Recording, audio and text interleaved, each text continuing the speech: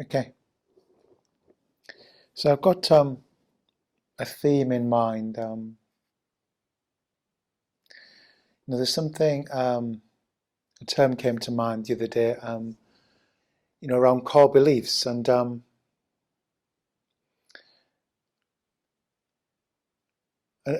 term deficiency came to mind. That we all have a story of deficiency,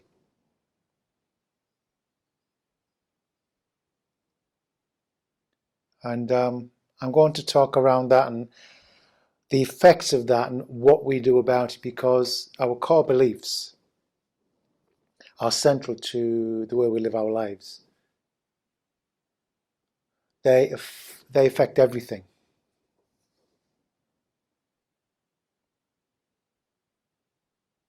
So that's what that's what we're going to explore in a little while. But I have a question from somebody, which I'm going to explore first.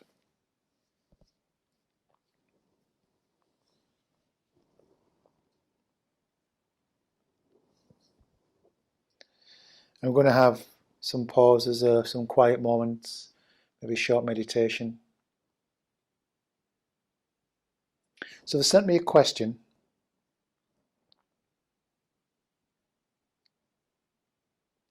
At the Nanpantan retreat last year, I had a real expansion of awareness. For the first time, the story of the smaller and larger vessels made sense. That's the ABC, a bigger container, which some of you have seen me do. At the time, it felt wonderful and effortless, and I immediately attached to it, thinking that this was it. I'm afraid we do. And I would always feel this level of awareness. When I left the retreat, I vowed to do at least 1 hour's practice of meditation a day. I'm sure you know the ending. Life is not a retreat, and soon I felt my awareness shrinking to a more background level. I felt it was somehow my fault and that it was because I wasn't doing something right. So I thought I need another retreat. It's classic chasing. She's actually called it chasing awareness. So I joined you on a weekend retreat at Sunnyside in the Cootie with my agenda. The first in my head was full of thoughts and expectations, and nothing happened. I was a failure. I'd never get it right. It was all a waste of time. It was Suryacitta's fault. It was the Cootie's fault, etc., etc. The second day, I just let it all be and stopped trying. Guess what? I experienced an expansion of awareness. On the second day, you talked about the 2 vessels, and I voiced my inability to be permanently maintain the expanded awareness of the larger vessel. Your answer was, well, none of us can. More importantly, when I asked even me, I said, of course.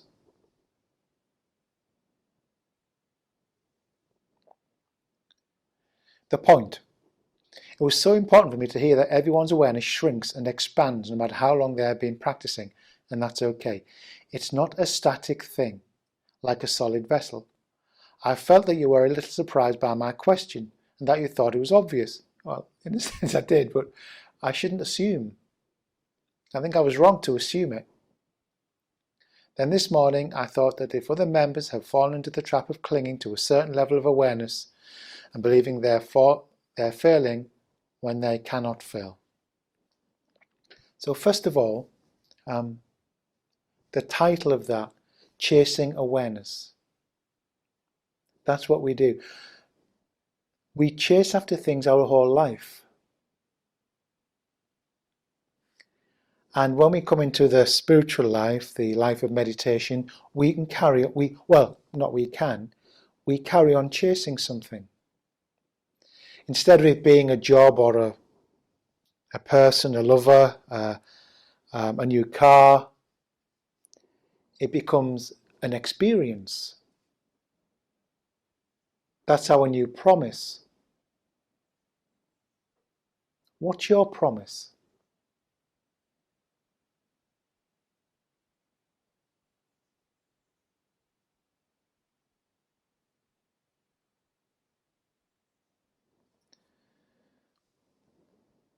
Many of us are hoping that at some point in the future something will do it. Will do it. We'll fall into our little piece of nirvana, our little space of peacefulness, and nothing will affect us ever again.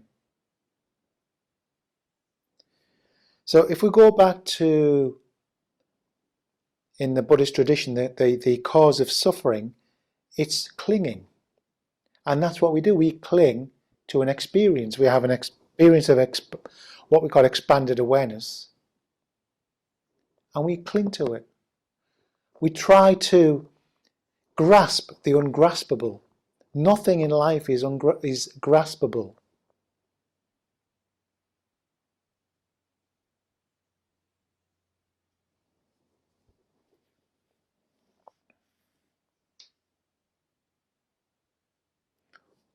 What are you trying to grasp?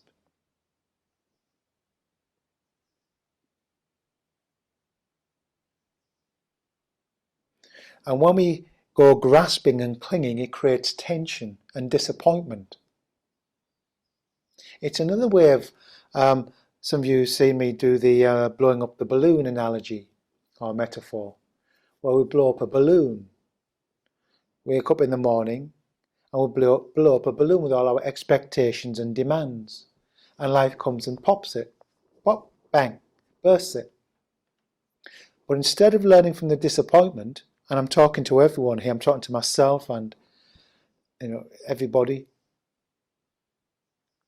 we don't learn from the disappointment, we go up blowing up another balloon. Keep getting it popped. And pop, pop. Instead of learning from the disappointment. Disappointment is a moment of learning, which the questioner, the person said, I won't mention it, I don't know whether it's anonymous, it seems to be learning. Okay. Now let's just look at a little bit deeper at it. An expansion of awareness. She talks about everybody shrinking, everybody's awareness shrinking. Well, awareness doesn't shrink. I'm just rewording what's been written here. Awareness doesn't shrink.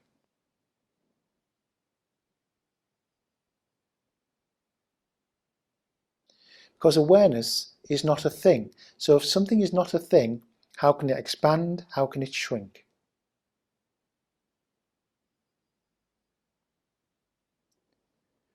It's the closest analogy I can give is that awareness is similar to space. Does space ever shrink? Does it ever get bigger?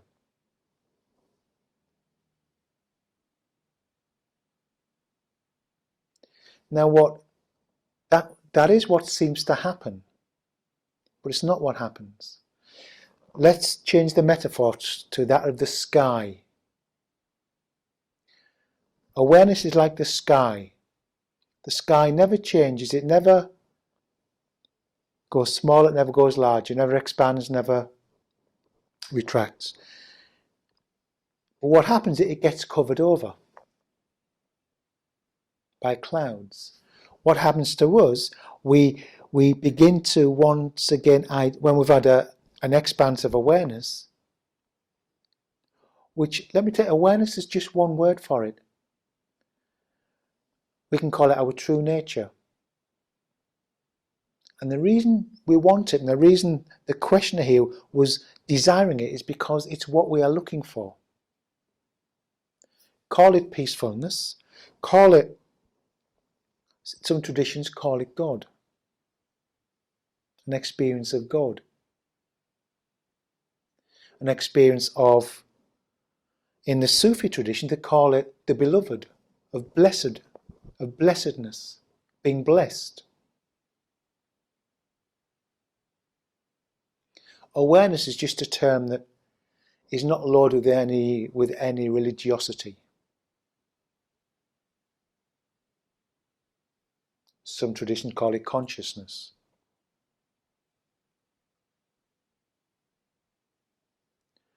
It's the source of happiness.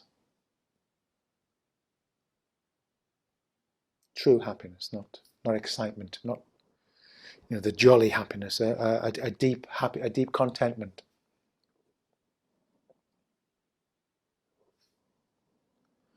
But what happens is we slowly, as we live our life, so we begin to identify once more with the contents.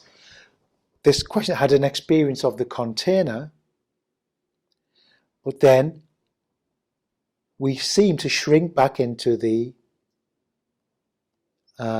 small container. We don't actually. But what happens is we identify with the contents. So that's what seems to shrink us down. Well, awareness is just, space is just here.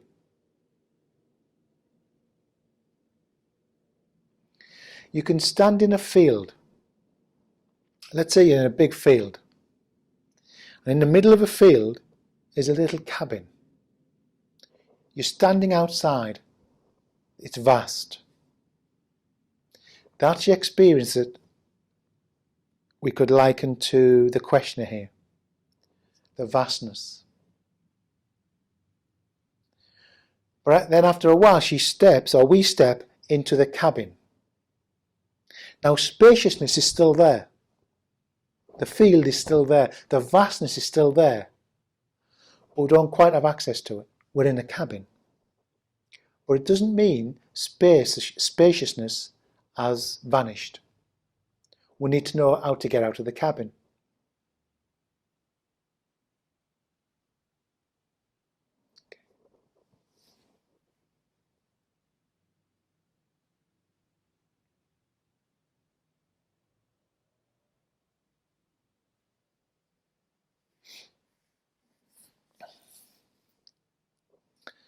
Please feel free to pop over any questions that you have, any comments.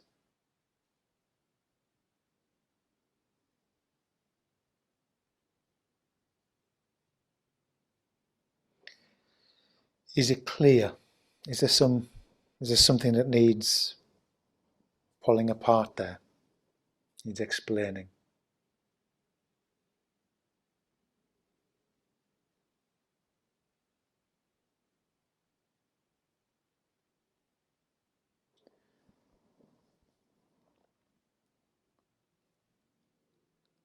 Let me just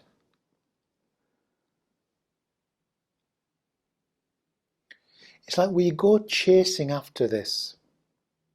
Our meditation can be a more refined chase in pursuit of something. Well, what we're actually wanting is our true self. It's what we're looking for.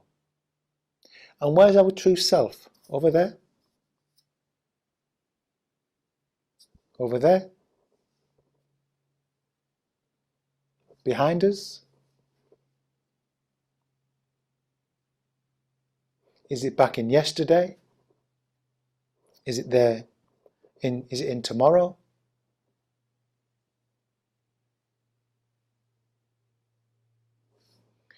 We are already our true self. If I asked you to stand up and take a step towards yourself, where would you go?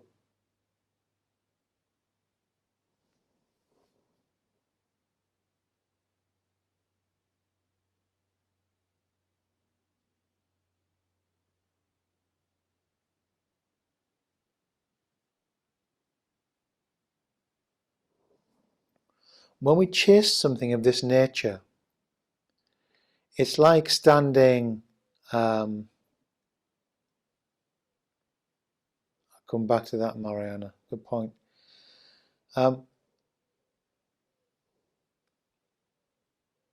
When we chase after something in this way, it's like standing outside, the sun shining behind us, and we are casting a shadow. It's like running after that shadow.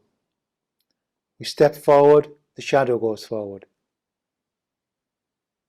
Step back, the shadow comes back. Step to the side, the shadow step. We run fast in pursuit of the shadow. We never get any closer. We won't get any closer by chasing this.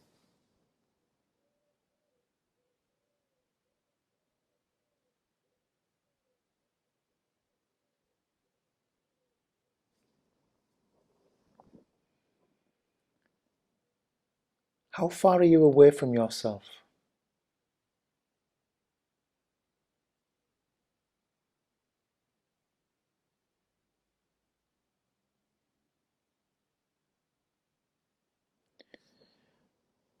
What we're wanting isn't elsewhere.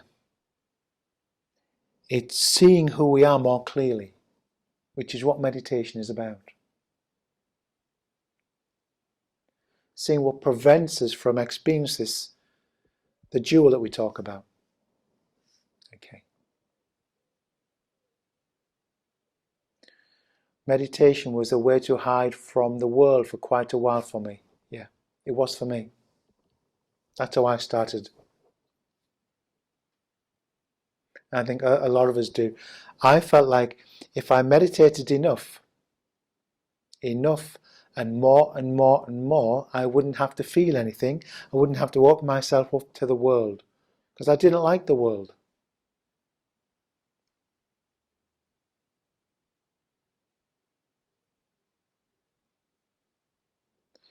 And the way it was taught in those days didn't help. But I met some good teachers, and I'm hoping that I do them justice in a way that meditation is not about closing down, it's about opening up. So when we sit on our cushion, or when we're walking up the stairs, doesn't matter what, we are opening up. We meet somebody, we're open to our response to them. Even if it's ill will, at least we can be honest about it. Nobody likes everybody. I don't like everybody.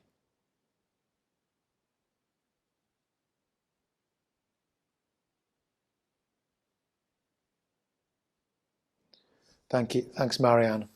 Yeah. It's a process of opening. So honesty is the path. Honesty with ourselves. I'm really pissed off right now. I feel really cross. I feel sad. There's a sad feeling.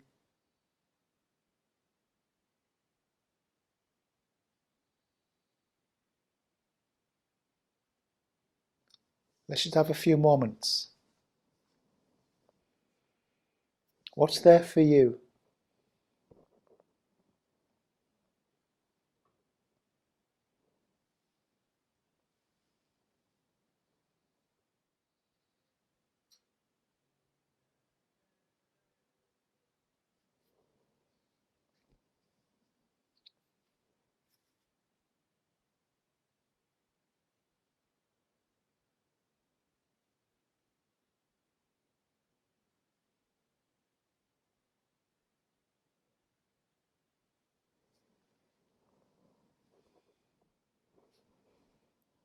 Just turning intention. It's actually effortless. There's no effort involved. It's an intention, which is really effortless. We switch awareness to what's going on.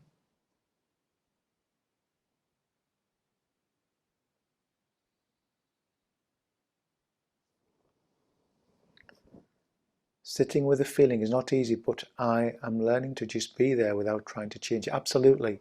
That's the key, without trying to change it, without an agenda. And you have to be honest about that. If we do want rid of it, we're just honest with ourselves. I don't want this. But let me open to it. Let me just feel it. What we feel, we heal. And hold it in awareness. And there's some wonderful little approaches to this that can take us into it, take us toward it. And those are questions like, what does this feel like?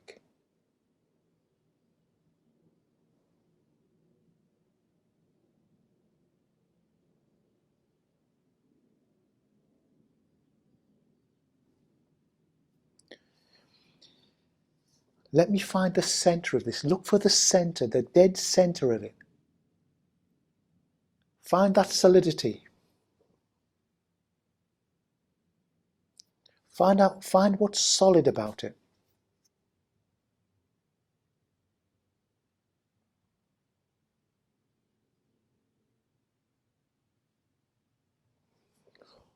Walk around, as it were, the other side of it.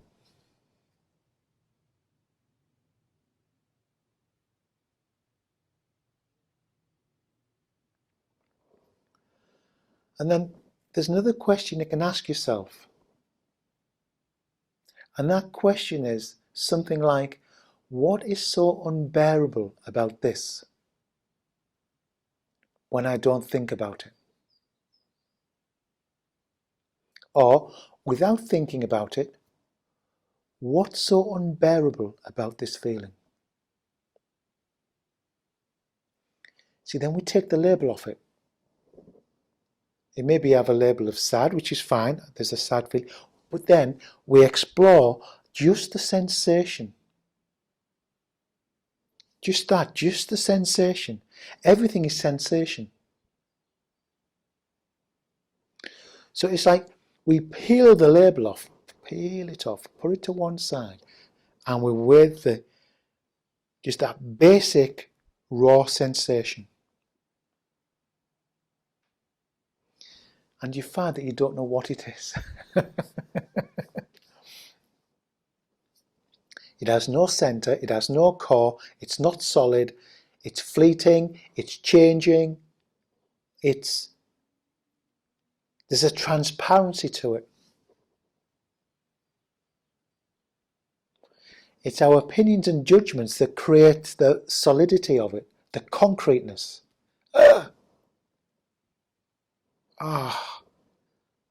I hate this. I don't like this.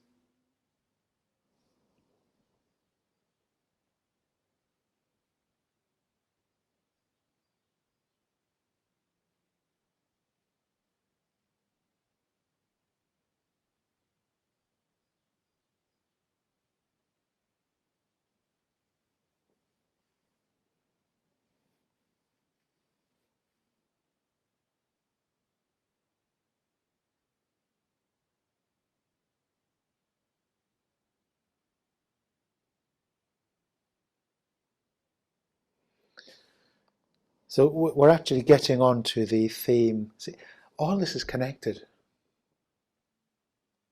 I never talk about anything new, you know. We're always talking about the same thing. Every session. Yeah, I never get bored. We're always looking at that same jewel, and what we're doing is just looking at it from a slightly different point of view. We turn it around, turn it around, turn it around that way, turn it around that way. Talking about the same thing in slightly different ways. So, you know, full marks for still being around, because you're not going to hear anything new. This is not about lots of new, exciting information. You want lots of new, exciting information, you should go on YouTube or, you know, look up. You won't get it. Because what we're doing here is taking something that I think is of great value, and we're penetrating it. We're going deeper with this one approach. And this one approach has many approaches that make it up. A jewel has many facets. But that's what we're doing. We're just developing a deeper understanding of this same approach, the same way of being, of practice, whatever you want to call it.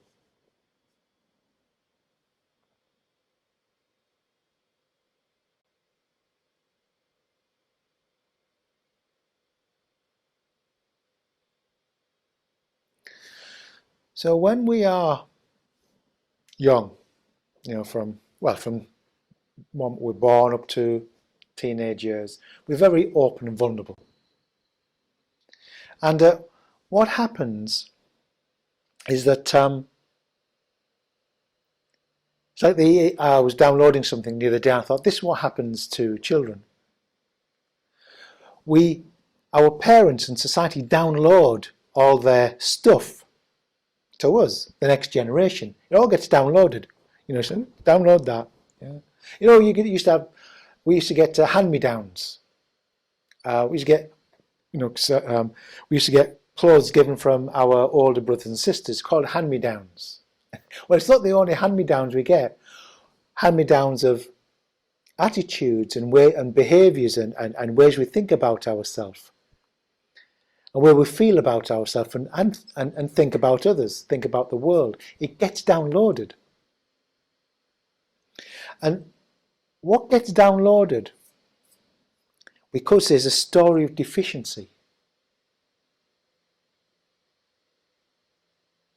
And it's a story that's told to us. That word may not be used. You are deficient, of course, and nobody does this intentionally, at least all the time. It's not intentional. It's just the way it is, particularly in our culture.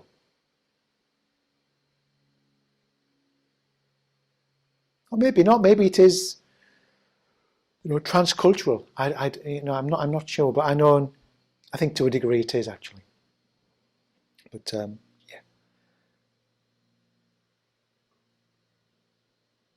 And so these stories, these attitudes that we learn, develop into what we could call core beliefs, or a story of deficiency. So a core belief, I'm going to call out a few core beliefs and see what resonates with you.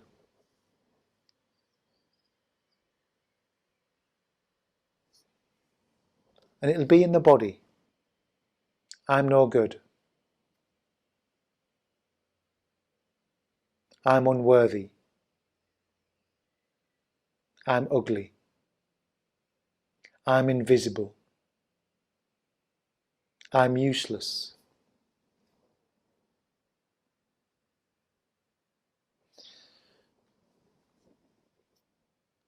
I don't deserve much in life.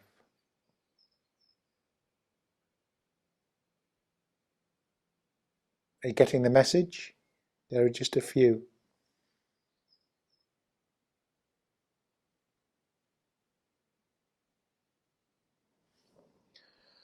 So what happens is that core belief that is told to us, or we tell ourselves this after it's told to us, and then we tell ourselves it. We reinforce it because, well, we've been told it. And we're children. I'm not clever enough. Yeah.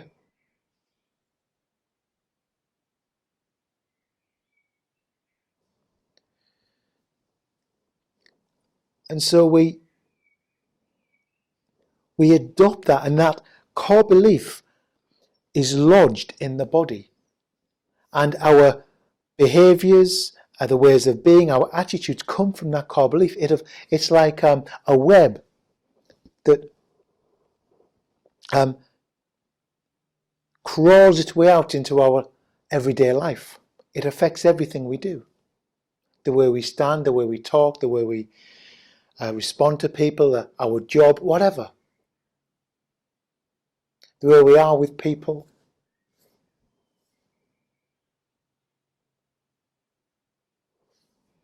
We might, let me put it another way. And these show up in our lives, particularly around, the heavy-duty areas of life like relationships and jobs, work. And so what we need to look out for these in our life and know how to work with them. So let's say we get into being a victim mentality. So we're playing the victim. It'll be there in our behaviour, it'll be there, we can feel it in our body. Now what we need to do, the way I do it, I say to myself, I'm hooked. Because maybe being a victim or being a perfectionist or being smarter than somebody, it's a hook. I say to myself, I'm hooked. I'm hooked. And what that does, it gives me some perspective on it. I'm hooked. And I feel it in the body. And then I can even picture it. Yeah, I can even picture how it all began to happen if I pay attention.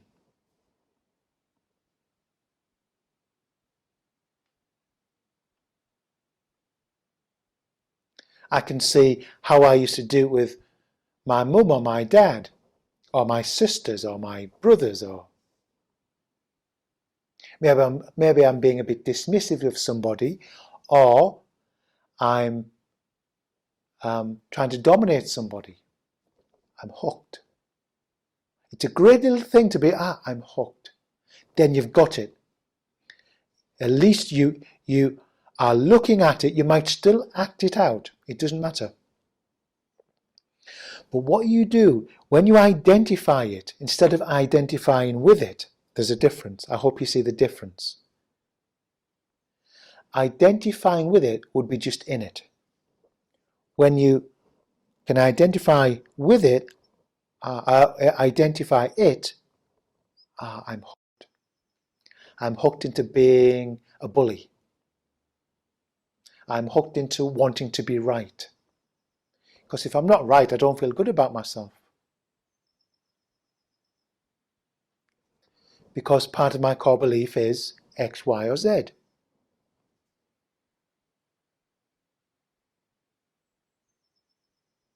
Hooked. I'm hooked.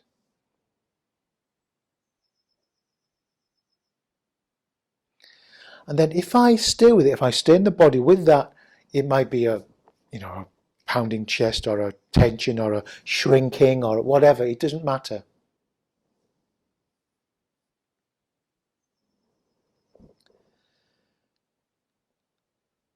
What I can then do is if I pay attention to it, I can actually see how it came about.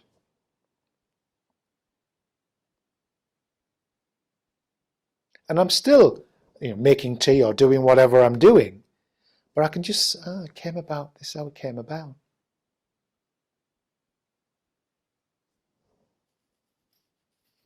And what it begins to do, it begins to weaken it. When you identify it, again, and the next day or the next week or in the next half hour, you get hooked again. I'm hooked. You might want to pick your word, your term for it. That's mine. You can have it. I'm not. But it covers so many areas and still explains and helps us to see. Yeah, it's the core beliefs. That's what they're like, little tendrils that sort of infiltrate. They populate. These core beliefs populate our body and populate our life. They're like imposters.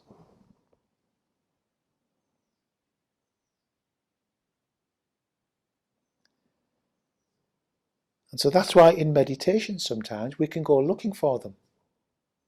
It's Mariana's point earlier about we can sit for a long time trying to avoid our core beliefs, trying to avoid any discomfort. Good luck with that one.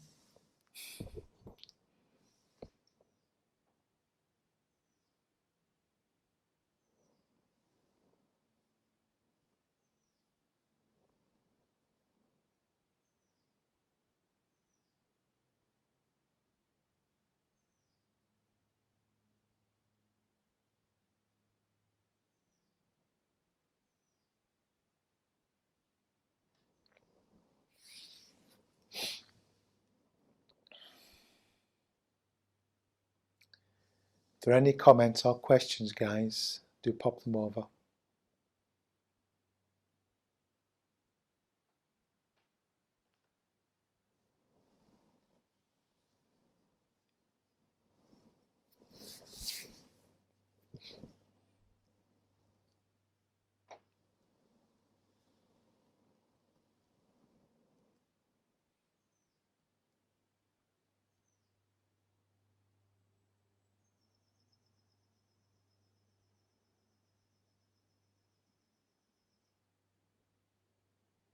Identify your core belief.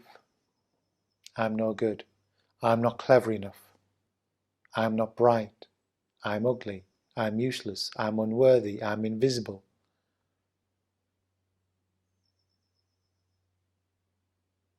I don't deserve to do well. I don't deserve anybody. And if it might result in sabotaging jobs or relationships.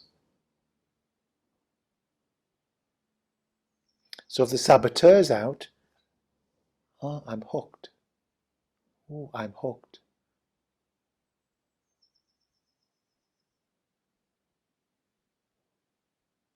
The one who needs to be right, I'm hooked. There's got to be that willingness to be honest about actually what's going on. Without that, you don't get anywhere.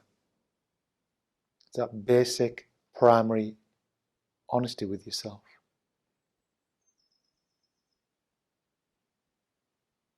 And that's why we label our thoughts, because it's there in our thoughts as well. The stories over and over and over. Having a thought, da-da-da-da-da-da. Why the hell does he do that all the time?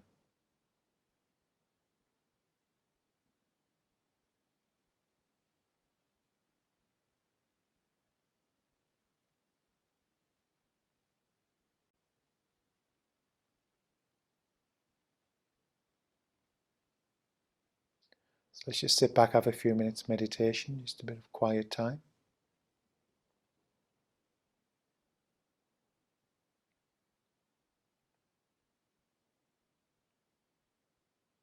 You might just very slowly name a few of those core beliefs to yourself and see what resonates. Something may have resonated already. It might be just a little ooh in the body. Ooh.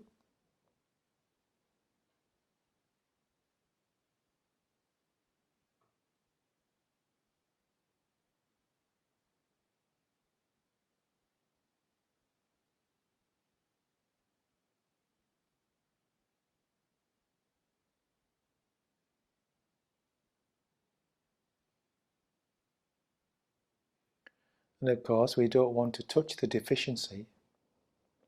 We want to keep away from it.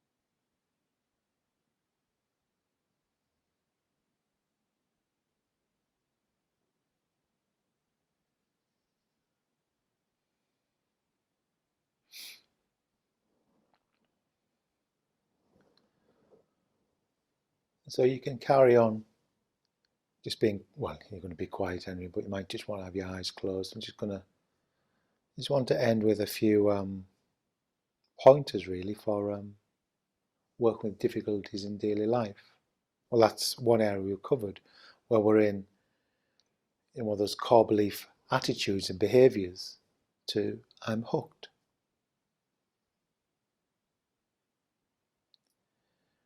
And sometimes maybe if we're going into a meeting or we're having a hard time with somebody, or it might be someone difficult at work, whatever it is. Or let me give you an example.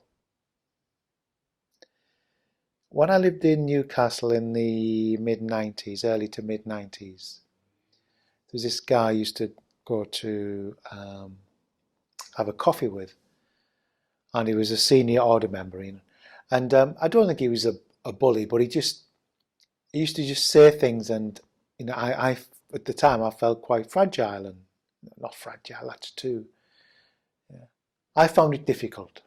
That's just, and when we'd finished quite often, I remember this particular day, I can't remember what he said, but I walked out of the cafe and I thought, I'm going to go to the cinema. And something woke up.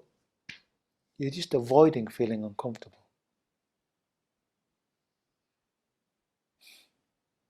And I'd been doing this for a while, going to the cinema after a meeting or doing something. And so I just went to sit in the park. But the next time I went to meet him, I thought, what can I do about this? Not that I wanted to pretend to be tough. That's not it. A pretense, isn't it?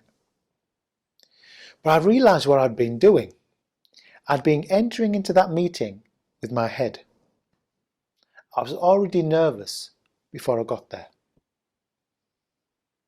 because I was telling myself stories.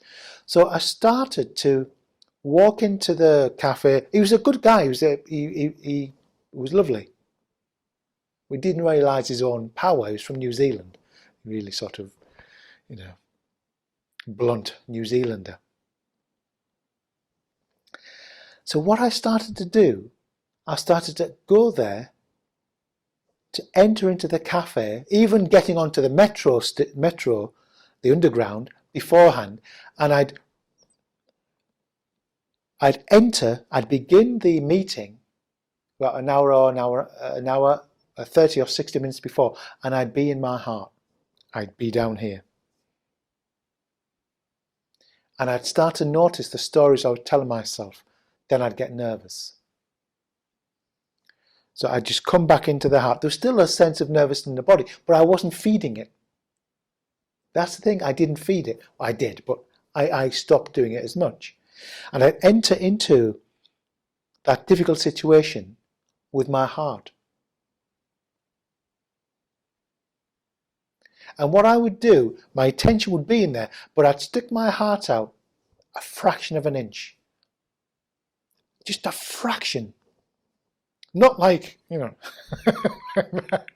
I just basically was taking my attention there. And enter into difficult situations that way.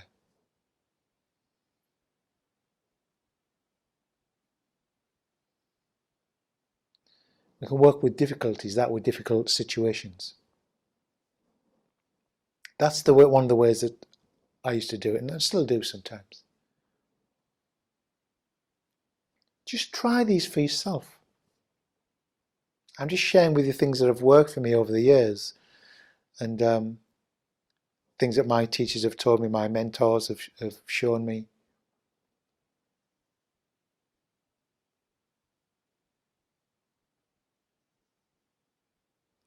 And one other. When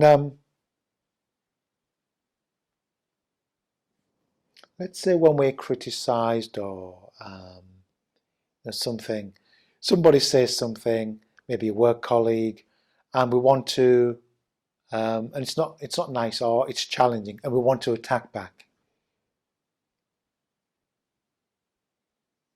It's very easy. It's like automatic, isn't it? They say something, the stimulus, and there's a response. The stimulus and a response. We just want to attack back. And then later on, we may regret it.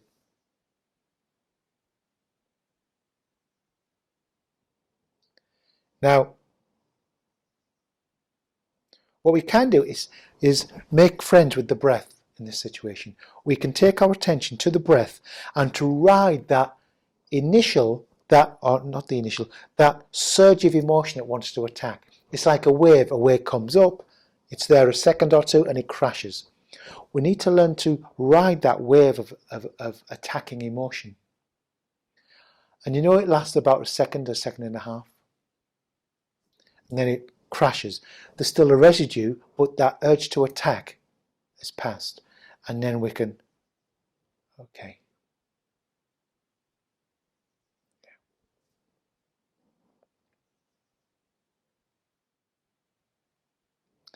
Thank you very much, guys. Have a good evening.